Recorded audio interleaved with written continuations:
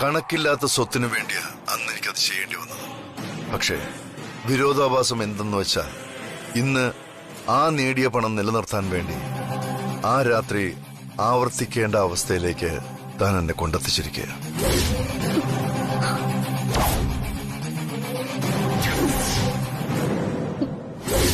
മോളെ,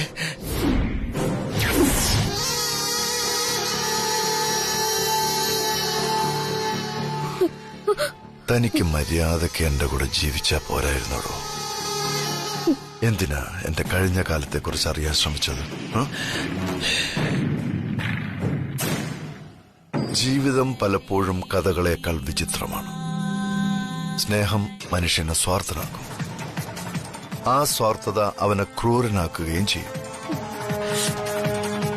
രവിവർമ്മന് കൂടുതൽ സ്നേഹം അന്നും ഇന്നും പണത്തിനോടാണ്. ലാഭേച്ഛയില്ലാതെ ഞാൻ ചെയ്ത ഒരേ ഒരു കാര്യമേ ഉള്ളൂ. തന്നെ സ്നേഹിച്ചു, വിവാഹം കഴിച്ചു. പണത്തിനു വേണ്ടിയാ അന്ന് ഞാൻ രാജനന്ദിനിയെ പറഞ്ഞയച്ചത്. പക്ഷേ ഇന്ന് നിവർത്തികേട് കൊണ്ട് തന്നെ രാജനന്ദിനിയുടെ അടുത്തേക്ക് പറഞ്ഞയക്കേണ്ടി വരികയാണ്.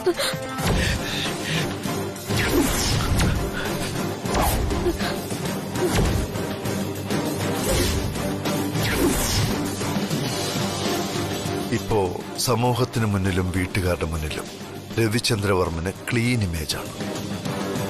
ആ ഇമേജ് നിലനിർത്താൻ എനിക്ക് സാധിച്ചില്ലെങ്കിൽ എന്ത് സംഭവിക്കും? മനഃപൂർവമായി ഞാൻ എടുത്തണിഞ്ഞ ഈ മുഖം മൂടി എല്ലാവരും തിരിച്ചറിയും. അത് ഞാൻ മരിക്കുന്നതിന് തുല്യമാണ്. ഇതിനെല്ലാം കാരണം തന്റെ അന്വേഷണമാണ്. ആ അന്വേഷണം ഇന്ന് അവസാനിക്കുകയാണ്. എന്നേക്കോയി. സർ പ്ലീസ് എന്നൊന്നും ചെയ്യരുത്.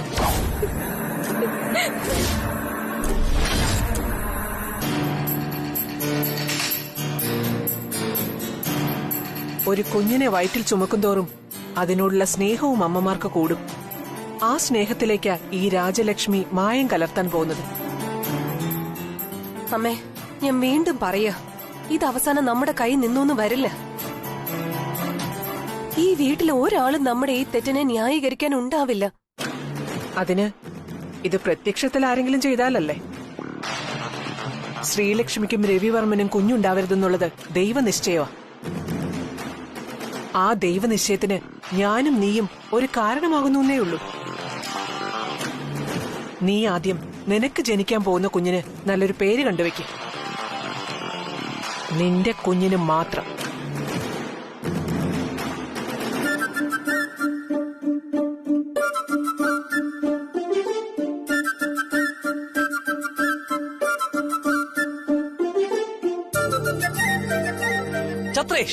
ഛത്രേഷ് വർമ്മൻ. അതെങ്ങനെയുണ്ട്? അയ്യേ, അത് കൊള്ളില്ല സർ. ആ, എനിക്ക് തോന്നി. ആ, പിന്നെ പേര് എന്ത് തന്നെ ആയാലും കൂടെ വർമ്മൻ എന്നത് നിർബന്ധമായും വേണം. എന്നാ ഞാൻ കുറച്ച് നല്ല പേരുകൾ പറഞ്ഞുതരാം. ഏതാണ് ബെറ്റർ എന്നത് ചേട്ടായും സാന്ദ്രയും കൂടെ പറഞ്ഞാൽ മതി. ഓക്കെ, എന്നതാ പിടിച്ചോ. കൽഷിത് വർമ്മൻ, കിയാൻ വർമ്മൻ, ലക്കി വർമ്മൻ, മിതേഷ് വർമ്മൻ, പ്രിനീൽ വർമ്മൻ. ഇനിയിപ്പോ മോളാണെങ്കിൽ സാൻവി വർമ്മൻ, ഛായ വർമ്മൻ, ഫൽഗുണി വർമ്മൻ, ഒമീഷ വർമ്മൻ. മതി മതി മതി. എന്ത് പേരുടെ ഇതൊക്കെ? കുറച്ചുകൂടി സിമ്പിൾ ആയിട്ടുള്ള പേരുകൾ പറയും. ഓ ചേട്ടായിക്ക് നാടൻ പേരുകളോടാണല്ലോ കൂടുതൽ ഇഷ്ടം അല്ലേ? അതെ അതെ, ഈ ശ്രീലക്ഷ്മി എന്നൊക്കെ പറയുന്ന പോലത്തെ പേര് അല്ലേ സർ?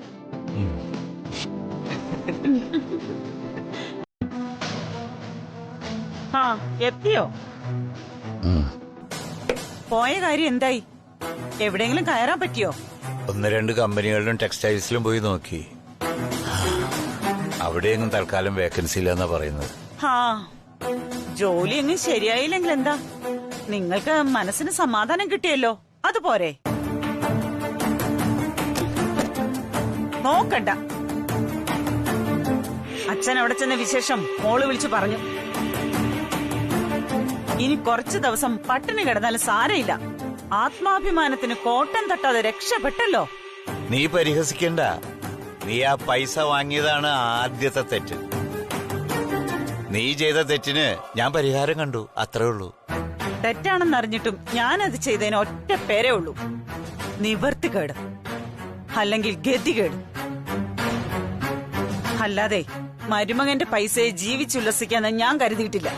എന്ത് കരുതിയിട്ടാണെങ്കിലും ആ പൈസ നമുക്ക് അവകാശപ്പെട്ടതല്ല. ആ പണം കൊണ്ട് പട്ടിണി മാറ്റാൻ നോക്കിയാലേ ദഹനക്കേടുണ്ടാവും. തൽക്കാലം നമ്മുടെ പ്രശ്നങ്ങളൊക്കെ ആ 1 ലക്ഷം രൂപ കൊണ്ട് മാറുമായിരിക്കും. പക്ഷെ കടപ്പാട് മാറില്ല. ആ കടപ്പാടിൽ തലതാഴ്ത്തി ജീവിക്കാൻ എനിക്കാവില്ല. എവിടെ? അവിടെ നോക്ക്.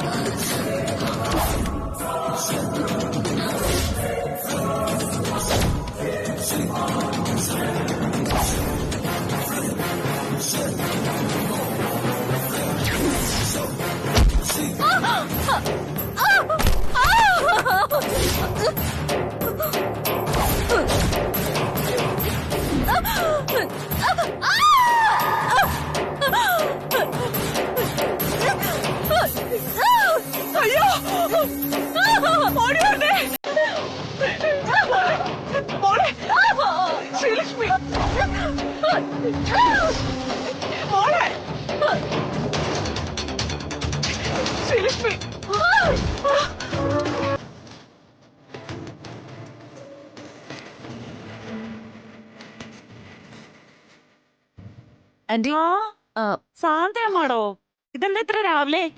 ആന്റി, അങ്കിളില്ലേ? ഉണ്ട്. എന്താ മാഡം? ഞാനിപ്പോ വന്നത് നിങ്ങളെ കൂട്ടിക്കൊണ്ടു പോവാനാ. സരോജ ആന്റി, വേഗം ഒന്ന് റെഡിയാവ്. കൂട്ടിക്കൊണ്ടു പോവാനോ? എങ്ങോട്ട്? അതൊക്കെ പറയാം. ആന്റി, അങ്കിളും വേഗം ഒന്ന് റെഡി ആയിട്ട് വാ. ആ സാന്ദ്രമാടോ, എന്താ രാവിലെ ഇങ്ങോട്ട്?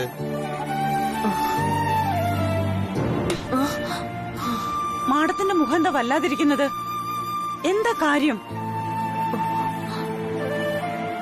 വെറുതെ ആദ്യ കയറ്റാതെ എന്താന്ന് വെച്ചാ പറ മാഡം. എന്താ മാഡം, എന്തെങ്കിലും കുഴപ്പമുണ്ടോ? അത് അങ്കിളെ, ഇന്നലെ ശ്രീലക്ഷ്മി സ്റ്റേഴ്സിൽ നിന്നൊന്ന് വീണു. അയ്യോ,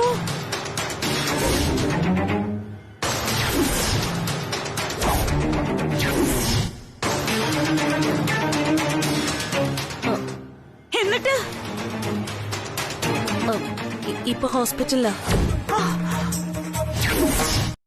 എന്നോട് ക്ഷമിക്കണം. ക്ഷമ ചോദിക്കാനുള്ള അർഹത പോലും എനിക്കില്ലെന്നറിയാം. ഇതാരുടെയും തെറ്റല്ലോ ശ്രീലക്ഷ്മി. താൻ വിഷമിച്ചാലോ കരഞ്ഞാലോ നഷ്ടപ്പെട്ടോ നമുക്ക് തിരിച്ചു കിട്ടോ? ഇല്ലല്ലോ.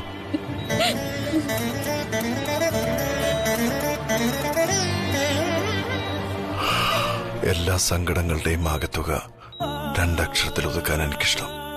വിധി. ജീവിതത്തെ തകർക്കുന്ന എന്തിനേയും ആ പേര് വിളിച്ചല്ലേ നമുക്ക് സമാധാനിക്കാൻ പറ്റൂ. എന്റെ ആ ദുർവിധിയില് ഞാൻ പലപ്പോഴും സാറിനെ വലിച്ചിടുന്നുണ്ട്. അതാ എന്റെ വിഷമം. ഞാൻ ഒറ്റയ്ക്ക് അനുഭവിക്കേണ്ടതിന്റെ ഒക്കെ ഓഹരി സാറും ഇപ്പൊ അനുഭവിക്കുന്നുണ്ട്. എനിക്കറിയാം എല്ലാം സാറ് മനസ്സിൽ ഒതുക്കുന്നതാന്ന്. എനിക്ക് സാറിനെ പലപ്പോഴും പിടിച്ചു നിൽക്കാനാവുന്നില്ല. ഡോക്ടർ പറഞ്ഞു എന്നെ പോലെ അമ്മയാവാൻ കൊതിച്ചിട്ട്, ഒരു കുഞ്ഞിനെ താലോലിക്കാൻ ആഗ്രഹിച്ചിട്ട്, താരാട്ട് പാടി ഓർക്കാൻ കാത്തിരുന്നിട്ട്, എല്ലാ സ്വപ്നങ്ങളും ആഗ്രഹങ്ങളും ഒരു നിമിഷം കൊണ്ട് ഇല്ലാതാവുന്ന ധാരാളം പേരുണ്ടെന്ന്. ഇപ്പോ അവരിലൊരാളായിട്ട് ഞാനും മാറി. അല്ല സർ, അങ്ങനെയൊന്ന് ചിന്തിച്ച് മനസ്സ് വിഷമിക്കല്ല ഇപ്പൊ വേണ്ടത്. താൻ എത്രയും വേഗം ഇതിൽ നിന്ന് റിക്കവർ ആണ്. അതിനു വേണ്ടത് മനോധൈര്യമാണ്. സാർ എപ്പോഴും പറയാറില്ലേ സങ്കടപ്പെടരുത്, സന്തോഷായിട്ടിരിക്കണമെന്ന്. എന്റെ മനസ്സ് വിഷമിച്ച അത് നമ്മുടെ കുഞ്ഞിനെ ബാധിക്കും. അതുകൊണ്ട് പറഞ്ഞതല്ലേ. പക്ഷെ ഇപ്പൊ ഈശ്വരൻ നൽകിയ ആ ജീവൻ ഈശ്വരനായിട്ട് തന്നെ തിരിച്ചെടുത്തു. രഘു എന്താ ഈ പറഞ്ഞു വരുന്നത്? ഞാനായിട്ട് ഒരു കള്ളനെ പിടിച്ച് ഇവിടെ കയറ്റിയെന്നോ? അതോ ഇവിടെ സംഭവിച്ച കാര്യങ്ങൾക്കെല്ലാം ഞാനാണ് ഉത്തരവാദി എന്നാണോ? പരസ്പര ബന്ധമില്ലാത്ത കാര്യങ്ങൾ സംസാരിക്കുമ്പോ സംശയം ഉണ്ടാവും. ഒരാൾ ഇരുട്ടത്ത് നിൽക്കുക, നിങ്ങളെ കണ്ട ഉടൻ കത്തി വീശുക, നിങ്ങൾ ഓടിയ വഴിക്ക് ഏട്ടത്തി വീണ് അപകടം ഉണ്ടായി. ഇതല്ലേ രേഖയുടെ അമ്മ പറയുന്നത്? അതാണ് നടന്നത്. ഞാൻ മാത്രമല്ലല്ലോ, ശ്രീലക്ഷ്മി ഉണ്ടായിരുന്നല്ലോ. വരുമ്പോ ചോദിക്കുക എന്താ നടന്നേന്ന്. ഗ്രഹപ്പഴയ്ക്ക് ആ സമയത്ത് ഞാൻ ഇവിടെ ഉണ്ടായിപ്പോയി. അതിന്റെ പേരിൽ മുഴുവൻ കാര്യങ്ങളും എന്റെ തലക്കെടുക്കേണ്ട കാര്യം എനിക്കില്ല. അല്ല, എന്തറിഞ്ഞിട്ട് എന്നെ ഇങ്ങനെ ക്രോസ് വിസ്താരം ചെയ്യുന്നത്? ഒരു കാര്യം ചെയ്യാം, ഞാൻ എന്റെ വീട്ടിലേക്ക് തിരികെ പൊയ്ക്കോളാം. അങ്ങനെ നിങ്ങളുടെ കണ്ണിൽ കരടായിട്ട് എനിക്കിവിടെ കടിച്ചു തൂങ്ങേണ്ട ഒരു കാര്യമില്ല. രേഖയുടെ അമ്മ ഇവിടുന്ന് പോകണമെന്നല്ല ഞാൻ പറഞ്ഞതിന്റെ അർത്ഥം. അർത്ഥം എന്തായാലും ഞാൻ ഇവിടുന്ന് പോവും. നാളെ ഇനി ഈ വീട്ടിൽ ഇങ്ങനെയുള്ള സംഭവങ്ങൾ അരങ്ങേറിയെന്ന് വരും. അന്ന് നിങ്ങൾ എന്നെ തന്നെ സംശയിക്കും. കാരണം ഞാനാണല്ലോ പുറത്തുനിന്നുള്ള ആള്. അതുകൊണ്ട് സ്വരം നന്നായിരിക്കുമ്പോ തന്നെ പാട്ട് നിർത്തിയേക്കാം. മാറി നിൽക്കണേ അങ്ങോട്ട്. തന്റെ അമ്മയോട് ചെന്ന് കാര്യങ്ങൾ പറഞ്ഞൊന്ന് മനസ്സിലാക്ക്. എന്ത് കാര്യം മനസ്സിലാക്കാൻ? രഘു ഈ പറഞ്ഞത് വെച്ച് നോക്കുമ്പോ അമ്മയുടെ ഭാഗത്താണ് ന്യായം. രഘു എന്താ സമർത്ഥിക്കാൻ ശ്രമിക്കുന്നത്? ഇതെല്ലാം എന്റെ അമ്മ കരുതിക്കുട്ടി ചെയ്തതാണെന്നോ? ഞാൻ ഒരു സംശയം ചോദിച്ചെന്നല്ലേ ഉള്ളൂ. അതിന്റെ ആവശ്യം എന്തായിരുന്നു എന്നാ ഞാൻ ചോദിക്കുന്നത്. രഘുവിനുള്ള സംശയം വേറെ ആർക്കും ഇവിടെ ഇല്ലല്ലോ. ശ്രീലക്ഷ്മിക്ക് ഇങ്ങനെ ഒരു അവസ്ഥ വന്നതിൽ എനിക്കും വിഷമമുണ്ട്. പക്ഷെ കണ്ണടച്ച് എന്റെ അമ്മയ്ക്ക് നേരെ ഒരു മുൻവിധി രഘു എടുക്കരുത്. രേഖ, ഞാൻ ഉദ്ദേശിച്ചത്... ഉദ്ദേശം എന്തായാലും രഘു ഇപ്പൊ സംസാരിച്ചത് ശരിയായില്ല. പ്രത്യേകിച്ചും ഇത്രയും വലിയൊരു അപകടം നടന്ന സ്ഥിതിക്ക് വെറുതെ ഒരു സംശയത്തിന്റെ പേരില് എന്റെ അമ്മയെ പ്രതിസ്ഥാനത്ത് നിർത്താൻ ഞാൻ സമ്മതിക്കില്ല. ഞാൻ ഒരു സംശയം ചോദിച്ചതിന് രേഖ എന്തിനാ ഈ രീതിയിൽ പെരുമാറുന്നത്? അവർക്ക് നേരെ കത്തി വീശിയത് ആരാണെന്നേ ഞാൻ ചോദിച്ചോളൂ. രഘു ഈ സംസാരിക്കുന്നതും വാദിച്ച് ജയിക്കാൻ ശ്രമിക്കുന്നതും രഘുവിന്റെ ചേട്ടന്റെ ഭാര്യയ്ക്ക് വേണ്ടിയല്ലേ? ഞാൻ സംസാരിക്കുന്നത് എന്റെ പെറ്റമ്മയ്ക്ക് വേണ്ടിട്ടാ. അപ്പൊ ഞാൻ കുറച്ച് കൂടുതൽ സംസാരിച്ചെന്നിരിക്കും. എന്റെ വീട്ടുകാരെ അടക്കം സംശയദൃഷ്ടി നിർത്തുമ്പോ അത് തെളിയിക്കേണ്ട ബാധ്യത എനിക്ക്. അതിന് ശ്രീലക്ഷ്മി എന്റെ കൂടെ ഉണ്ടായാലേ പറ്റൂ. അതിന് ശ്രീയുടെ അച്ഛൻ സമ്മതിച്ച് മതിയാവും. പറ്റില്ലെങ്കിലോ?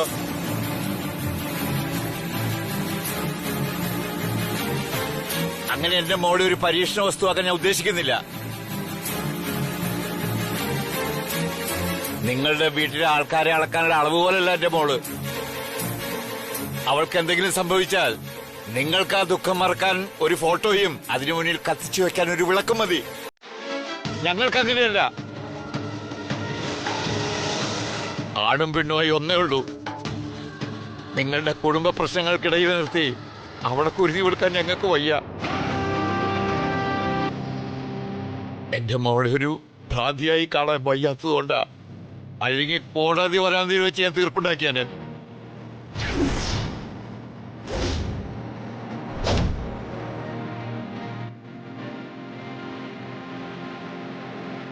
ശ്രീരച്ചൻ ഒന്നും ഇങ്ങോട്ട് വന്നേ. വിളിയല്ലേ കയ്യിന്ന്. ആദ്യം തീരുമാനം രവി സാറ് പറയട്ടെ. നിങ്ങളോട് ഇങ്ങോട്ട് വരാനല്ലേ പറഞ്ഞത്? വരാൻ.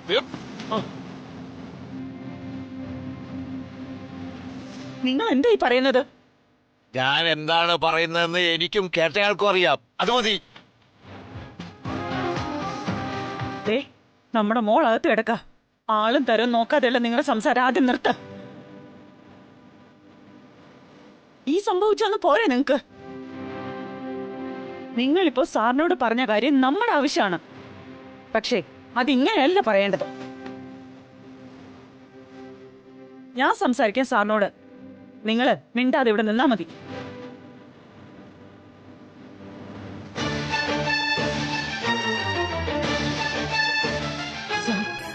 എന്റെ ഭർത്താവ് സാറിനോട് പറഞ്ഞതൊക്കെ അല്പം കൂടുതലായി പോയി എന്ന് എനിക്കറിയാം. അത് ഒരച്ഛന്റെ മകളോടുള്ള കരുതലായി സാറ് കാണാവൂ. പറയുന്നത് രണ്ട് രീതിയിലാണെന്നേ ഉള്ളൂ. അർത്ഥവും ആവശ്യവും ഒന്നു തന്നെയാ. ഞാനീ പറയുന്നതിന് സാറെതിരൊന്നും പറയരുത്. അവകാശവാദങ്ങളും ശരിയും തെറ്റും ഒന്നും ഞാൻ പറയുന്നില്ല. ഒരപേക്ഷയാണ് സാറിനോട് പറയാനുള്ളത്. കുറച്ച് ദിവസത്തേക്ക് മോളുടെ ഈ അവസ്ഥ ഒന്ന് മാറുന്നവരെയെങ്കിലും മോളെ ഞങ്ങളോടൊപ്പം വിടണം. ഞാനിങ്ങോട്ട് വെറുതെ വന്നേ ഉള്ളൂ. അല്ല സരോജൻ ചേച്ചി, ശരിക്കും ശ്രീലക്ഷ്മിക്ക് എന്താ പറ്റിയത്?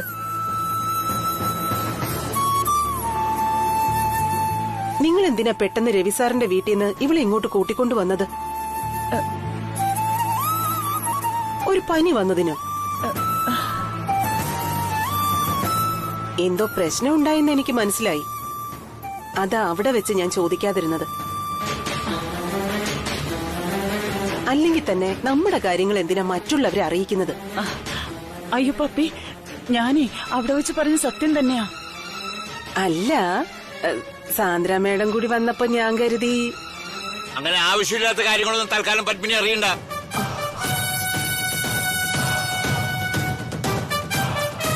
പത്മിനിക്ക് എന്താ അറിയേണ്ടത്? എന്നോട് ചോദിക്ക്, ഞാൻ പറയാം. എന്റെ മോളെ ഇങ്ങോട്ട് കൂട്ടിക്കൊണ്ടുവന്നത് എന്തിനാണെന്ന് അറിയണോ? എങ്കിൽ പത്മിനിയും ഇതിന്റെ കാര്യം അറിയാൻ പുറത്ത് കാത്തു നിൽക്കുന്നവരോട് പറഞ്ഞേക്ക്. ശ്രീരജ, നിങ്ങൾ എന്തിനാ പപ്പിയോട് ദേഷ്യപ്പെടുന്നത്?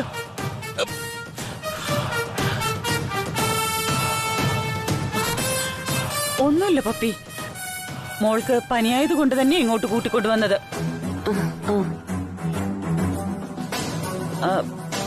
ഇനി പകരുന്ന പനി വല്ലോ ആണെങ്കിലേ അവിടെ രേഖാമാടം ഗർഭിണിയായിട്ടിരിക്കല്ലേ, നമ്മളായിട്ട് അവർക്കൊരു ബുദ്ധിമുട്ടുണ്ടാക്കണ്ടെന്ന് കരുതി. പിന്നെ പപ്പിക്ക് അറിയാലോ, ശ്രീമോൾക്ക് എന്തെങ്കിലും അസുഖം വന്നാല് ശ്രീയുടെ സ്വഭാവം. അല്ല സരോജൻ ചേച്ചി, ഞാൻ വെറുതെ കാര്യങ്ങൾ അറിയാൻ ചോദിച്ചെന്നേ ഉള്ളൂ. ജീവിതമേ മടുത്ത അവസ്ഥയിൽ എന്തിനാ മോനെ? പിന്നെ എന്തിനാ മരുന്നും ആഹാരവും ഒക്കെ? എന്റെ രവിയുടെ അവസ്ഥ നീയും കണ്ടതല്ലേ? അവന്റെ കണ്ണ് കലങ്ങിയിരിക്കുന്നത് കണ്ടിട്ട് ഞാൻ എങ്ങനെ മനസ്സമാധാനത്തോടെ ഇരിക്കും?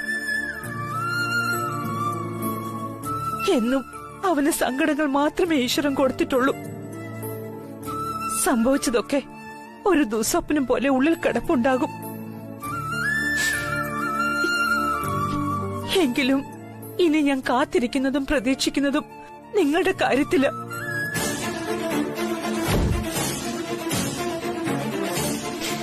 രണ്ടു പേരക്കുട്ടികളെ ഒരുമിച്ച് കാണാൻ യോഗമില്ല എന്നുള്ളത് ഈശ്വരന്റെ തീരുമാനമായിരിക്കും. ഞാൻ ആദ്യം കാണേണ്ടതും തലോടേണ്ടതും നിന്റെ കുഞ്ഞിനെ ആവണമെന്നുള്ളതാവും വിധി.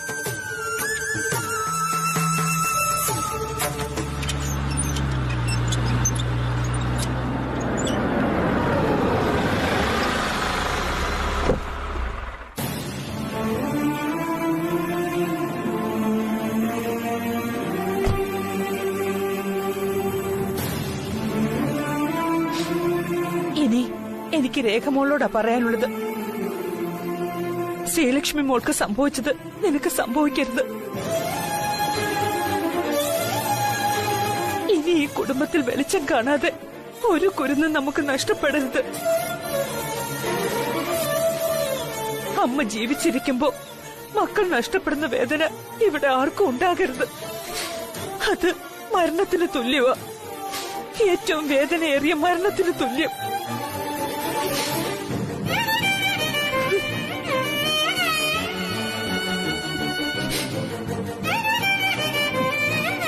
ചേട്ടായി, ഞാൻ ഇവിടെ വന്ന് CCTV ഫുട്ടേജ് മുഴുവനും ചെക്ക് ചെയ്തു. അങ്ങനെ ഒരാൾ നമ്മുടെ വീട്ടിനകത്തേക്ക് കയറിയതായി ഒരു വിവരവും കിട്ടിയിട്ടില്ല. പിന്നെ സെക്യൂരിറ്റീസിനോട് ഞാൻ ചോദിച്ചു, അവര് പറഞ്ഞിട്ടില്ല ഇങ്ങനെ ഒരു കാര്യം. ഇനി നമ്മൾ എന്താ ചെയ്യേണ്ടത് ചേട്ടായി? രഘു, നീ മിണ്ടാതിരിക്ക. അതൊക്കെ നമുക്ക് പിന്നീട് സംസാരിക്കാം.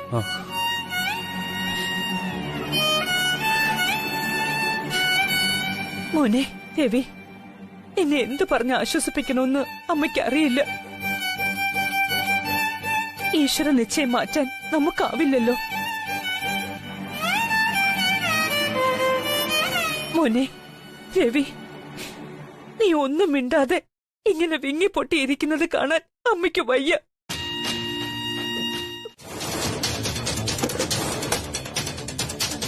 ഞാനും എന്റെ ഭർത്താവും രണ്ട് വീട്ടിൽ കഴിയാനാണോ അച്ഛൻ എന്നെ രവിസാറിന് വിവാഹം കഴിച്ചു കൊടുത്തത്? അച്ഛന്റെ തീരുമാനങ്ങളെ ഞാൻ ഇന്ന് വരെ ചോദ്യം ചെയ്തിട്ടില്ല. പക്ഷെ ഇതങ്ങനെയല്ല. എന്നെ എന്റെ ഭർത്താവിനെ സംബന്ധിക്കുന്ന കാര്യമായതുകൊണ്ട് എനിക്കുണ്ട് തീരുമാനങ്ങൾ. ഞാൻ തിരികെ പോകും. അതില് അച്ഛന് വിഷമമൊന്നും തോന്നരുത്. ഇനി അച്ഛൻ വാശി പിടിക്കുകയാണെങ്കിൽ ഇപ്പൊ ഈ രാത്രി ഞാൻ ഇവിടുന്ന് പോവും. നിങ്ങൾ രണ്ടാളും നിർത്തിക്കേ. സംസാരിച്ച് നിങ്ങൾ ഏത് വഴിക്കായി പോകുന്നത്? ഇമാതിരി സംസാരം ഈ വീട്ടിൽ ഇതിനു മുമ്പ് ഉണ്ടായിട്ടില്ല. ഈ ഭവനത്തിലേക്കുള്ള അമ്മയുടെ ആദ്യ കാൽവയ്പ്പിന് മണ്ഡലകാലത്തിലെ ഈ സൂര്യപ്രകാശം സാക്ഷി. ദിനം പ്രതി ഉണ്ടാകുന്ന അപായങ്ങൾ, അതുമൂലമുണ്ടാകുന്ന കണ്ണുനീരുകൾ എല്ലാം അമ്മ കാണുന്നുണ്ട്. ഈ കുടുംബത്തിൽ കുടികൊണ്ടതോ വന്നു കയറിയതോ ആയ പ്രശ്നങ്ങളിൽ ഒരു തീർപ്പ്. അതിനാണ് ഇനി ശ്രമിക്കേണ്ടത്. ആ തീർപ്പിൽ സ്വന്തമെന്ന് കരുതുന്ന പലരും മുന്നിൽ നിന്ന് അപ്രത്യക്ഷമാകും. രക്തബന്ധം കൊണ്ടും ഹൃദയബന്ധം കൊണ്ടും ഒപ്പമുള്ളവർ കാണാമറയത്തിലേക്കും. കുടുംബത്തിൽ വിള്ളലുകൾ ഉണ്ടായെന്ന് വരും. പക്ഷേ എല്ലാത്തിനും പര്യവസാനം സ്വർഗീയമായ ആനന്ദപ്രദമായ മക്കളുടെ ജീവിതമാണ്. മക്കളുടെ ജീവിത പ്രശ്നം തന്നെയാണ് ഈശ്വര്യമ്മേ ഈ കുടുംബത്തിൽ സമാധാനമില്ലായ്മയ്ക്ക് കാരണം. ഒന്നിൽ നിന്ന് മറ്റൊന്നിലേക്ക്, ചെറുതിൽ നിന്ന് വലുതിലേക്ക് പ്രശ്നങ്ങൾ നീളുന്നതല്ലാതെ ഒന്നിനും ഒരു പരിഹാരം ആവുന്നില്ല. അതിനൊരു പരിഹാരമാർഗം ഈശ്വര്യമ്മ പറഞ്ഞു തരണം. എല്ലാ ശാന്തതയ്ക്ക് മുൻപിലും ഒരു യുദ്ധമുണ്ടാകും ഗായത്രിയമ്മേ. നമുക്ക് ഏറ്റവും അടുത്തറിയാവുന്ന ഒരാളിൽ പോലും നമുക്കൊരിക്കലും തിരിച്ചറിയാൻ സാധിക്കാത്ത മറ്റൊരു മുഖം ഒളിഞ്ഞിരിപ്പുണ്ടാവും. അവരെ കണ്ടെത്താൻ ഈ യുദ്ധം അനിവാര്യമാണ്. സൃഷ്ടിക്കും സ്ഥിതിക്കും സംഹാരത്തിനും തിരോധാനത്തിനും അനുഗ്രഹത്തിനും അധിപനായവൻ. അവിടെ എത്തി പൂർണ്ണമായുള്ള ഈശ്വര ധ്യാനത്തിലൂടെ എല്ലാത്തിനും പരിഹാരമുണ്ടാകും. രവിയും ശ്രീലക്ഷ്മിയും തന്നെ പോണമെന്ന് നിർബന്ധമുണ്ടോ ഈശ്വര്യമ്മേ? ഇപ്പോഴത്തെ അവരുടെ അവസ്ഥയില് അവസ്ഥയ്ക്ക് മാറ്റമുണ്ടാകും. ഇതുവരെ കണ്ട കഥയല്ല ഇനി. ജീവിത സാഹചര്യങ്ങൾ ഓരോ കഥയിലും മാറി മറിയും. രവി ഇന്നലെ മുതൽ രാജനന്ദിനിയുടെ മുറിയിൽ കയറി ഒരേ ഇരിപ്പാണ്. ഞങ്ങൾ വിളിച്ചിട്ടും വാതിൽ തുറക്കുന്നില്ല. ശ്രീലക്ഷ്മി അടുത്തില്ലാത്തത് അവനെ വല്ലാതെ തളർത്തിക്കളഞ്ഞു. എന്റെ മോളെ അവന് നഷ്ടപ്പെട്ടു. ഇനി ശ്രീലക്ഷ്മി കൂടി നഷ്ടപ്പെടുമോ എന്ന ആശങ്ക ഞങ്ങളിൽ എല്ലാവരിലും ഉണ്ട്. ഒരാശങ്കയും വേണ്ട. സതീദേവി പുനർജനിച്ച് പാർവതീദേവിക്ക് സമമായത് പരബ്രഹ്മമൂർത്തിയായ പരമശിവന്റെ പ്രണയത്തിനു വേണ്ടിയല്ലേ? ഒരു പകുതി ഇവിടെയുള്ളപ്പോ മറ്റേ പകുതിക്ക് മാറി നിൽക്കാനാവില്ല. ഏതനർത്ഥത്തെയും അതിജീവിച്ച് ശ്രീലക്ഷ്മി വരും. അതും ഈശ്വര നിശ്ചയമാണ്.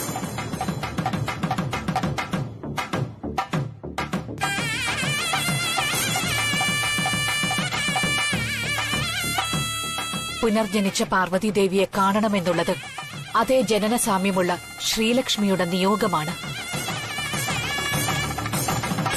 അതിനുവേണ്ടിയുള്ള ഒരുക്കങ്ങൾ തുടങ്ങിക്കോളൂ. ഈശ്വരൻ കൂടെയുണ്ടാവും. എനിക്ക് രവിയോടൊരു കാര്യം പറയാനുണ്ട്. ഇതിപ്പോ അനേകം തവണയായി നിന്നെ ഈ അവസ്ഥയിൽ ഞാൻ കാണുന്നത്. ഇനിയും ഇതിനൊരു പരിഹാരം ഉണ്ടാവണം. ശ്രീലക്ഷ്മി കാരണം നീ കാരണം ഈ വീട്ടിലെ ബാക്കി എല്ലാവരും വിഷമിക്കുന്ന അവസ്ഥ ഇനി ഈ വീട്ടിൽ ഉണ്ടാകരുത്. അതായത് ഈ കുടുംബത്തിലും ആളുകൾക്കുമിടയിൽ എന്തെങ്കിലും പ്രശ്നമുണ്ടെങ്കിൽ അത് മാറ്റണമെന്നാണ് ഞാൻ പറഞ്ഞതിന്റെ അർത്ഥം.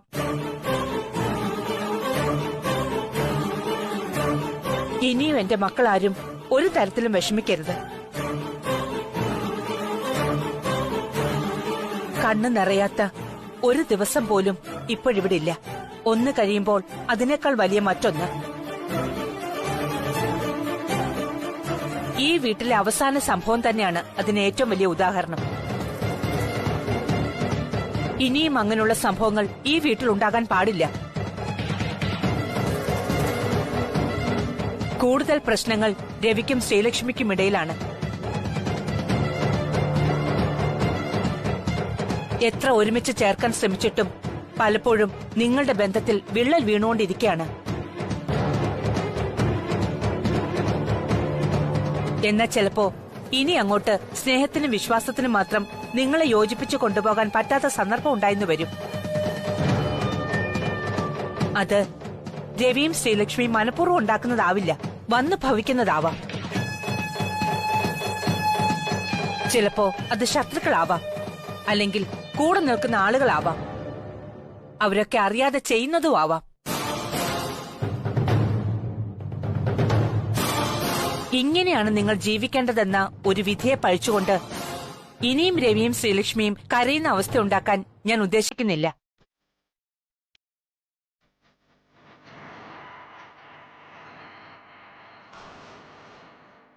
അതിന് ഞാനൊരു തീരുമാനം എടുത്തു കഴിഞ്ഞു.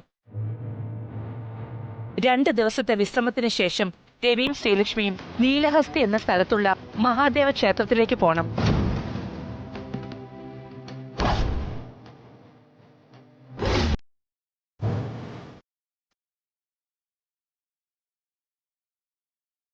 അവിടെ പോയി നിങ്ങൾ രണ്ടാളും ഒരുമിച്ച് തൊഴുതു പ്രാർത്ഥിക്കണം. ആ പ്രാർത്ഥനയോടെ നിങ്ങളുടെ പ്രശ്നങ്ങൾക്ക് ഒരു പരിധിവരെ പരിഹാരം ഉണ്ടാകും.